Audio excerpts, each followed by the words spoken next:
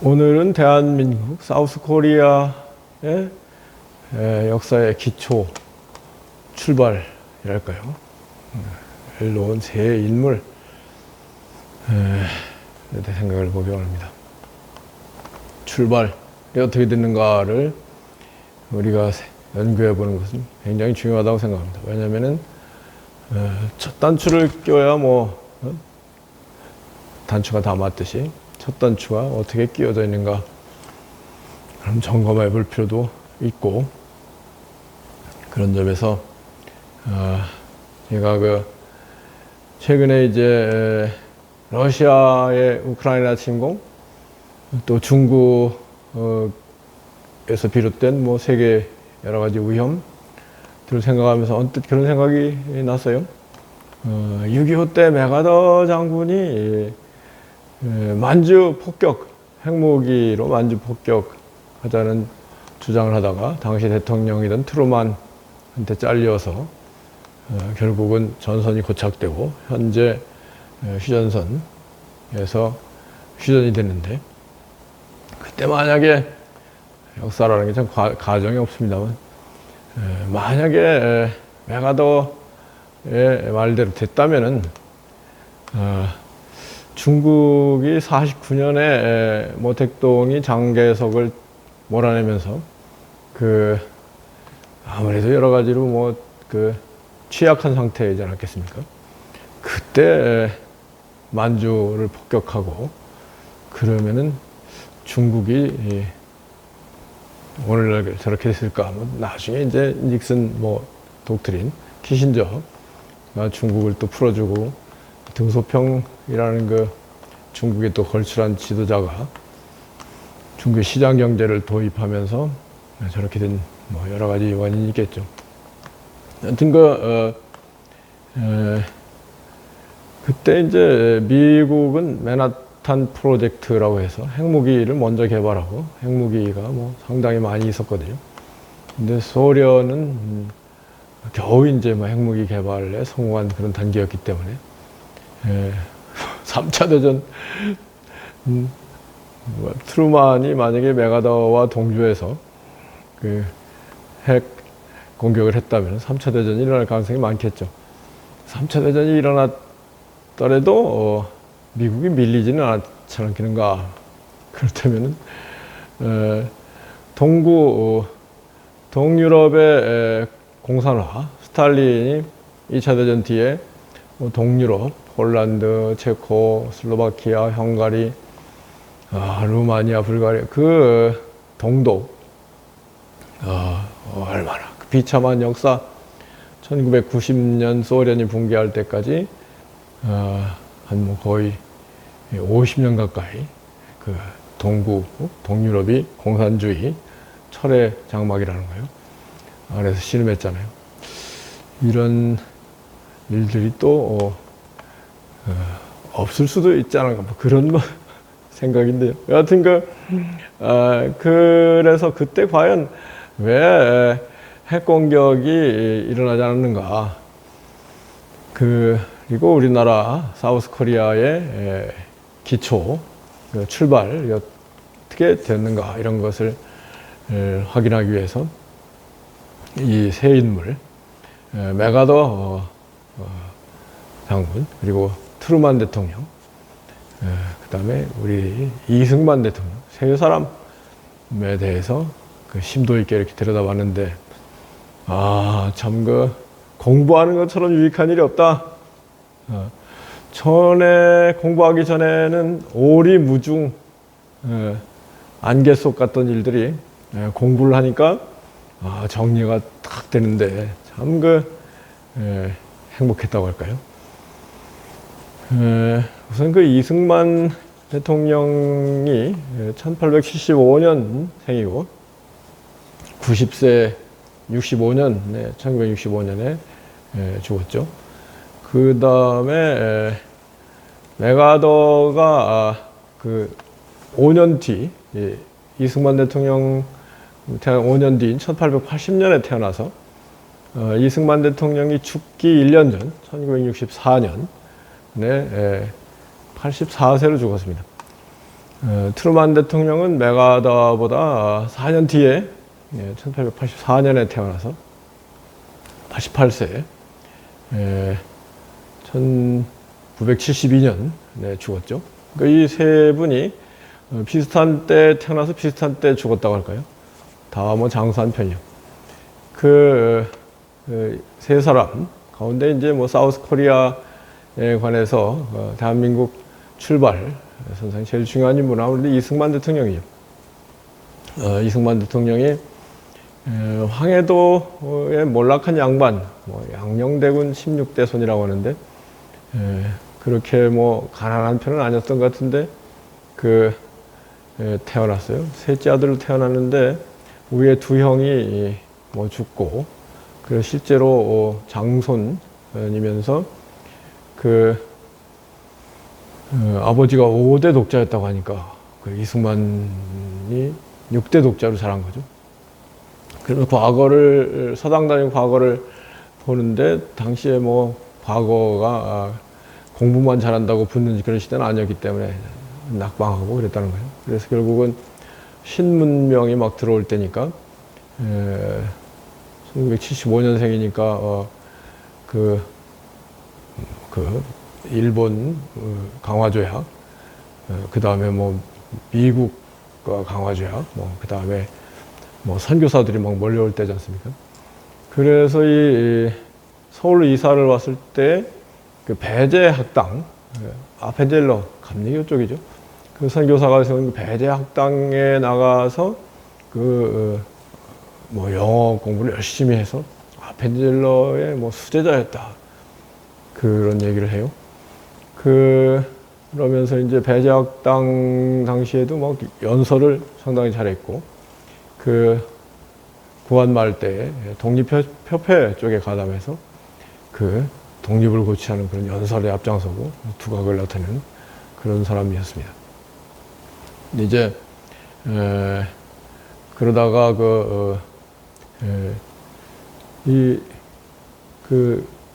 진보적인 사람들이죠. 뭐 이런 뭐 갑신정변을 일으킨 뭐 이런 사람들, 독립 뭐 이런 주장하는 사람들이 고종 퇴위 운동 점잖게 고종 연세가 너무 높으니까 이제 순종한테 아드님한테 자리를 남기시죠. 뭐 이런 일을 건의문을 만들다가 거기에 연루돼 가지고 결국 뭐 그 당시만 해도 뭐 역적 아니겠습니까? 반란 모의, 역적 모의에 연루돼 가지고 이승만이 무려 5년 7개월 동안 1899년인가 수감돼 가지고 1905년에 출소할 때까지 5년 7개월 동안 감옥 생활을 했습니다. 감옥 생활을 하면서 또 열심히 영어를 공부해 가지고 영한사전도 뭐 본인이 만들 정도로 그리고 감옥 안에서도 좀 사상범들 수용소였겠죠. 거기서도 뭐 독서실을 만들어서 독서를 열심히 하고 그랬다는 거죠. 근데 여튼 고문도 당하고 5년 7개월 동안 오랫동안 감옥 생활을 했기 때문에 건강이 아주 나빠지긴 했지만 민영환을 싸조약 뒤에 이제 민영환이 그때 당시로서는 독립 일본 일제 침략을 막으려고 하던 그런 나중에 뭐 분위기에서 뭐 자결한 그런 사람 아닙니까? 민영환이 석방운동을 해가지고 이승만을 석방해서 한국의 상황, 특히 을사조약이 잘못됐다는 것을 미국에 알려야 되겠다 해가지고 영어를 제일 잘하는 이승만을 미국에 파견을 했답니다. 그래서 미국에 도착한 이승만이 DC, 워싱턴 DC에 있는 조지 워싱턴 대학인가 에 철학과 장학생으로 입학하면서 생활비는 영어로 동양과 사우스 코리안 퍼닌슐러, 동양과 한반도 정세 이런 것, 일본 뭐 이런 것들을 강연을 하면서 강연한 수입으로 생활을 했다고 하니까 뭐 대단한 사람이죠. 그렇지만은 굉장히 궁핍하게 산 것은 사실이겠습니다. 그래서 이승만 대통령이 옛날 뭐 구한말 시대니까 16살 때 박 씨와 결혼을 해서 아들을 하나 낳았었는데, 그 아들이 이 대통령이 미국에 공부하는 동안에 왔는데 디프테리아로 병에 걸려서 제대로 치료를 못하고 죽는, 나중에 이 대통령의 아들이 없고, 결국은 뭐 이 대통령에서 대가 끊겨버린 그런 결과가 되어버렸죠. 이승만 대통령 출생 관련해 가지고 어머니가 용꿈을 꾸어가지고 처음에 이제 이승용 그랬답니다. 그랬는데 사주를 보니까 늦게 왕이 될 사주다 그래가지고 늦을 만자를 붙여가지고 이름을 이승만으로 개명을 했다는 거예요. 정말 늦게 대통령이 됐을 때가 73세죠. 대통령 그만둘 때가 85세. 정말 인생의 노년기에 대통령을 하게 됐으니 사주 얘기가 맞았는가요? 사주 관련해서 뭐 맞는 면도 있고 뭐 안 맞는 면도 있고, 재미있는 얘기가 이제 이태조 이성계가 조선을 건국한 뒤에 신하들에게, 야, 전국에 나하고 사주가 똑같은 사람이 있는가 찾아와봐라. 그래서 농민이 불려왔다는 거죠. 근데 이성계가 이렇게 내려다보면서, 나는 임금이 됐는데 당신은 뭐요? 나하고 사주가 똑같으면 뭐 잘 됐어야 될 거 아니에요. 그랬을 때 이 농민이 그랬다는 거죠. 전하는 팔도를 뭐 다스린다고 골머리 앓고 있지만은 제 밑에는 8 아들이 있어가지고 8 아들이 저를 얼마나 효도를 하는지 저도 남부러울 거 없습니다. 그랬다는 거죠. 여튼 뭐 우습게 얘기했죠. 이승만이 그래가지고 이제 미국에서 머리 좋은 사람입니다. 하버드 대학에서 석사를 하고 프린스턴 대학, 아이비, 인류 대학이 프린스턴 대학에서 정치학 박사 학위를 받았는데, 제목이 미국 영향에 의한 한반도의 중립화, Neutralization of Korean Peninsula. 이 영어도 잘했을 뿐 아니라 정치학 박사 학위를 받은 논문이 전 세계의 정세, 특히 미국과 아시아, 우리나라의 관계를 연구하면서 이렇게 가야 되는 거 아니냐, 그런 논문으로 박사 학위를 받았으니까 뭐 굉장히 시대를 앞서간 사람이라고 하겠습니다. 근데 이제 박사 학위를 받은 우리나라 최초의 박사 학위면서 프린스턴 박사니까 얼마나 콧대가 높은지, 뒤로 하여튼 이승만이 다른 사람들하고 잘 화합하지 않고, 그런데 원인이 또 일단이 있다 그렇게 할 수도 있겠습니다. 근데 한국에 들어와서 배제학당 기독교 학교 아닙니까? 그래서 기독교를 열심히 믿고 기독교 운동을 열심히 하다가 백오인 사건인가 문제가 돼가지고 또 미국 호놀룰루, 하와이로 넘어가서 거기서 또 우리 민족들을 모아서 기독교 또 교육운동 이런 것을 열심히 하고, 그러면서 미국의 조야에 한국의 여러 가지 억울한 점을 호소하고 그런 일들을 했습니다. 그러다가 이제 임시정부, 상해 임시정부에서 그래도 하여튼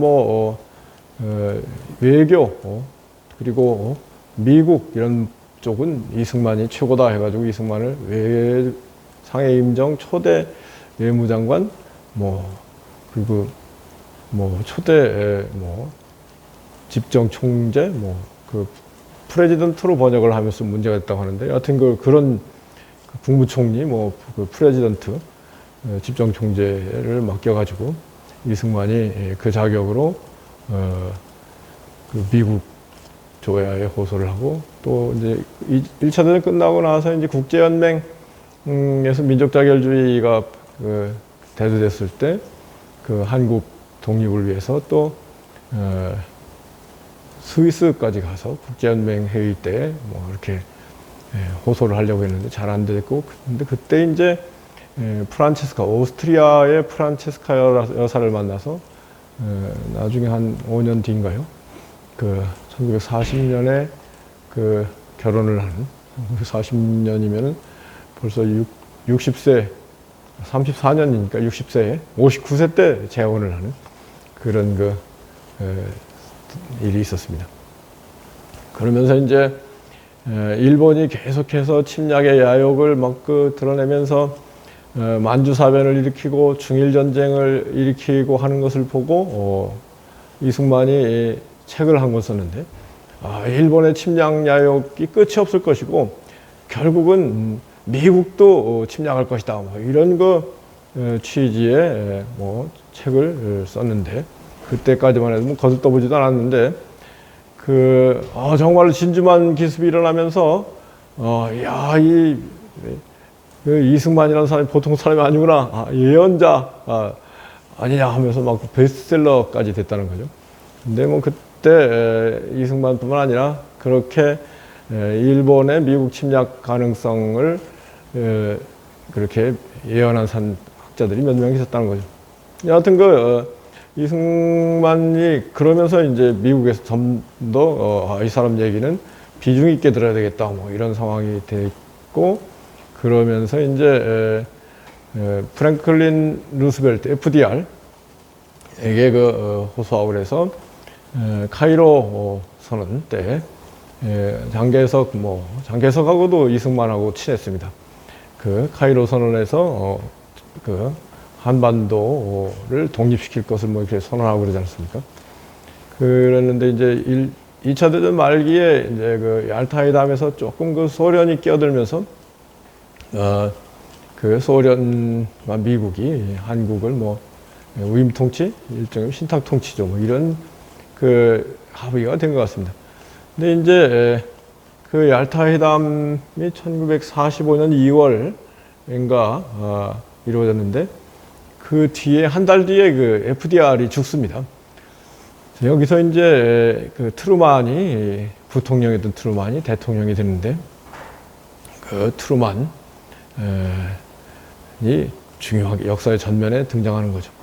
나중에 트루만에 대해 살펴보겠습니다만, 트루만이 6.25를 맞게 되는데, 6.25 직전에 이제 첫째는 우리나라 남한 사우스 코리아가 독립하는, 독립정부를 만드는 과정에서 먼저 이제 미소 신탁 통지를 위한 미소 공동위원회가 열리지 않았습니까? 그때 이제 반탁 운동을 이승만도 하고, 그래서 이제 결국은 신탁을 철회하고 미소 공동위원회도 위야무야되고, 유엔이 한국단 유엔 한반도 위원회를 만들어서 보내서 어떻게 해야 될 것인가 결정을 했는데, 북한의 김일성은 소련의 사주를 받아서 이 유엔 위원회가 북한에 들어오는 것을 거부하고,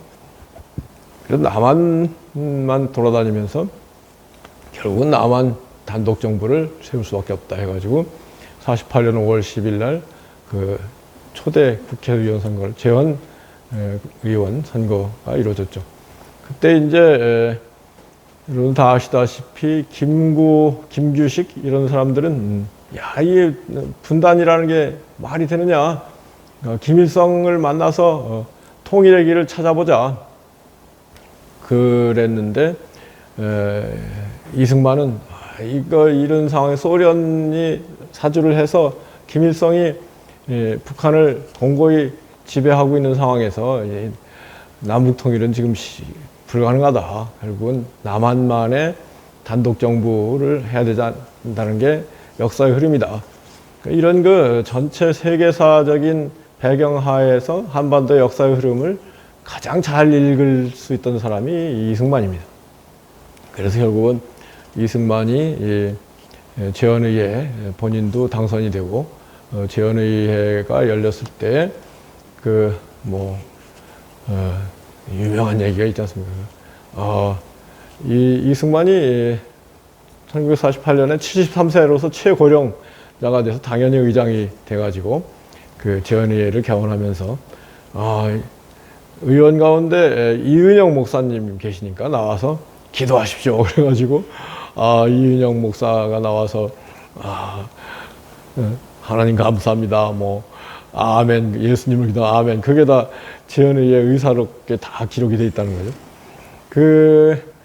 그러면서 이제 그 대통령을 뽑았는데 그 대통령제를 또 이 대통령이 고집해가지고 뭐 처음에 다수는 의원 내각제를 희망했는데 대통령제를 이 대통령이 고수해서 대통령제 헌법이 만들어지고 그때 이제 재헌의원 196명 중에 180명의 그 지지를 얻었으니까 그 대단한 거죠. 이승만은 웬 대안이 없다 뭐 그런 분위기였죠. 근데 이 대통령이 취임하면서 아주 잘한 일 중에 하나가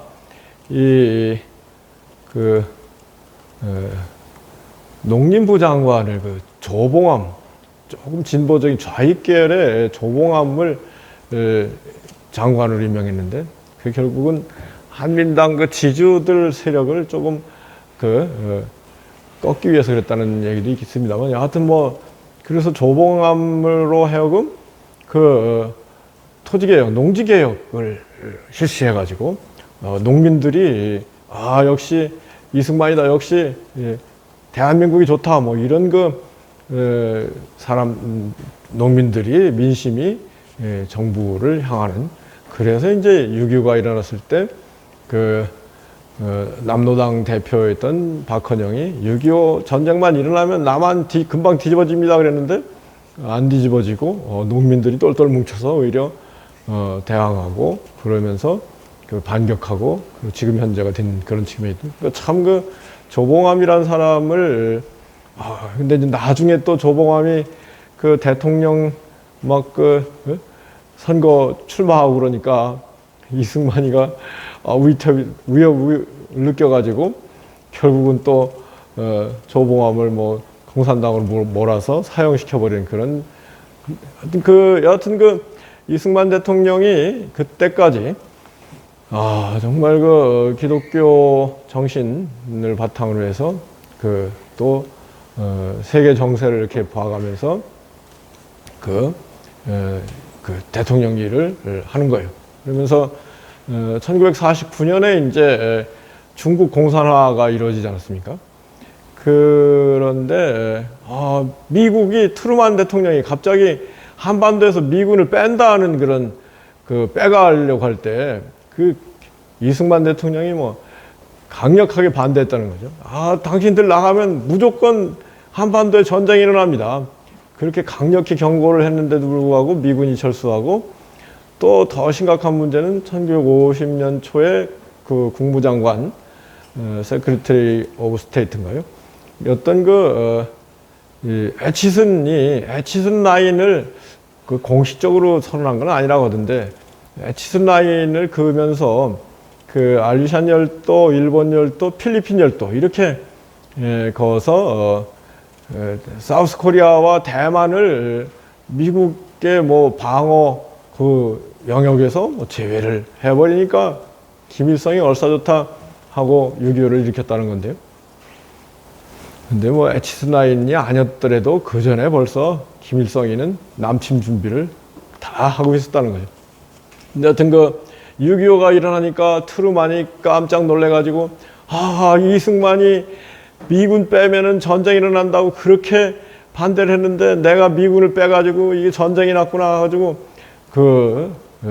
트루만 대통령이 자책감이겠죠. 그래서 빨리 메가더한테 한반도로 날아가라고 하고 사우스 코리아에 무조건 무기하고 군수물자 지원하라고 그렇게 되면서 또 트루만이 유엔을 움직여가지고 최초의 유엔군이 결성이 되고 그렇게 됐다는 겁니다.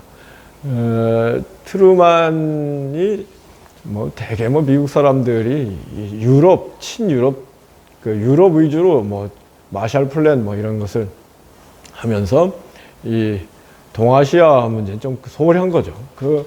안 그렇습니까? 미군이 나가면은 미군이 안 나가도 뭐 전쟁이 날 판인데 모택동이 장개석을 몰아내는 상황인데 김일성이가 뭐 안 하겠습니까? 그래서 트루만이 아주 거기서 미스테이크 잘못한 건데 그 잘못을 또 만회하기 위해서 열심히 막 유엔군도 만들고 그 맥아더를 사령관으로 임명해가지고 그 맥아더가 인천 상륙작전을 해서 막 압록강까지 밀고 올라가지 않았습니까? 그러다가 이제 그 맥아더에 대해서도 또 우리가 살펴볼 필요가 있긴 합니다만 여하튼 맥아더가 평양까지 점령하고 그리고 중공이 틀림없이 중공군이 넘어올 것이다 이것을 예상을 해서 뭔가 전선을 다지고 그랬어야 되는데 맥아더를 비롯한 뭐 맥아더하고 이승만 대통령하고 친했거든요. 서로 반공주의자, 철저한 반공주의자들입니다. 그래가지고 막 북진 통일해서 압록강까지 신나게 올라갔는데 중공군이 넘어오면서 맥아더가 완전히 기절하고 노가웃 돼가지고 한 얘기가 이거 결국은 핵무기로 만주 압록강 청천강 그쪽에 중공군들한테 핵무기를 한 20개만 떨어뜨려 달라고 그렇게 이제 얘기를 슬슬 하니까 트루만 대통령이 깜짝 놀래가지고 그러면 3차 대전이라는 물론 트루만이 혼자 결정한 거 아니라 최후의 결정은 트루만이 한 거죠. 트루만이 맥아더를 해임하고 맥아더가 돌아와서 위에서 마지막 한 연설이 뭐예요? 노병은 죽지 않는다 다만 사라질 뿐이다 하고 사라진 그런 결과가 됐는데 그때 이제 미국은 빨리 38선 중심으로 휴전을 하자. 거기에 대해서 이승만 대통령은 북진 통일 막 우리는 휴전하는 건 죽는 거나 마찬가지다. 뭐 그러고 막 반발하고 그러면서 실제로는 이 한미 상호 방위 조약 그거를 체결했다는 거죠.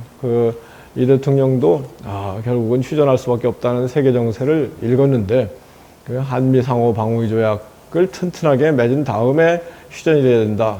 그래서 이 대통령이 결국은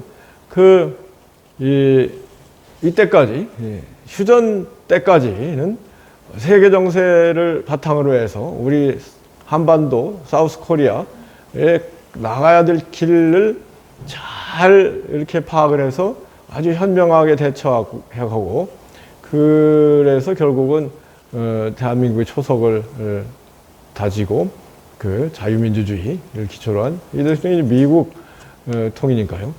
그런 역할을 잘 한 걸로 보여집니다. 근데 이제 6.25가 끝난 뒤부터 이제 이 대통령이 자꾸 욕심이 커지고 그래서 뭐 초대 대통령 중임 제한 폐지, 뭐 4.45 입개헌 뭐 이런 거 하고 그리고 부통령 이기붕을 시키고 싶어가지고